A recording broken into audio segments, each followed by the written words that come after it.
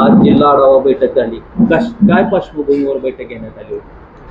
आज जिल्हा काँग्रेस कमिटी धाराशिव यांच्या वतीने येणाऱ्या स्थानिक स्वराज संस्था 2025 याच्या अनुषंगाने आढावा बैठक बोलवण्यात आली होती। या बैठकीमध्ये सर्व काँग्रेस पक्षाचे 8 तालुक्याचे सर्व पदाधिकारी, सर्व कार्यकर्ते, सर्व महिला भगिनी यात ते जमा झाले होत्या।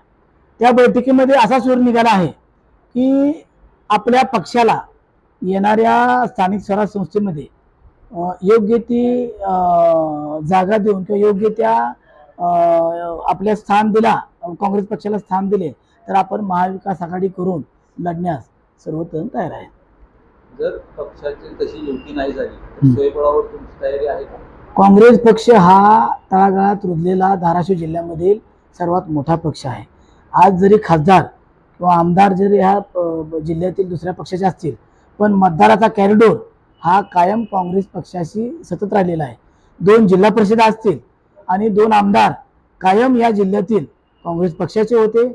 आपल्या धाराशिवचे नगराध्यक्ष सुद्धा याच्या अगोदर जनतेतून ज्यावेळेस निवडून आले त्यावेळेस खालील नगरसेवक जर दुसऱ्या पक्षाचे असतील तरी काँग्रेस पक्षाचे निवडून आले। याच्या अगोदरही काँग्रेस पक्षाचे 7 ते 8 नगरसेवक कायम तुळजापूर शहरात निवडून आले आहेत। जिल्हा परिषद 5-6 कायम जिल्हा परिषद पंचायत समितीवर गेली 60 वर्ष झालं काँग्रेस पक्षाचा झेंडा होता। ह्या वर्षी काँग्रेस पक्षाचा झेंडा असताना आमच्यातील काही व्यक्ती समोरच्या पक्षाने फोडून त्यांनी त्यांचा झेंडा फडकवला आहे। तुम्हाला एवढी ग्वाही देतो की काँग्रेस पक्ष हा तळागाळातील पक्ष आहे आणि 100% जर आम्हाला योग्य सन्मान नाही मिळाला तर काँग्रेस पक्ष हा स्वबळावर लढेल।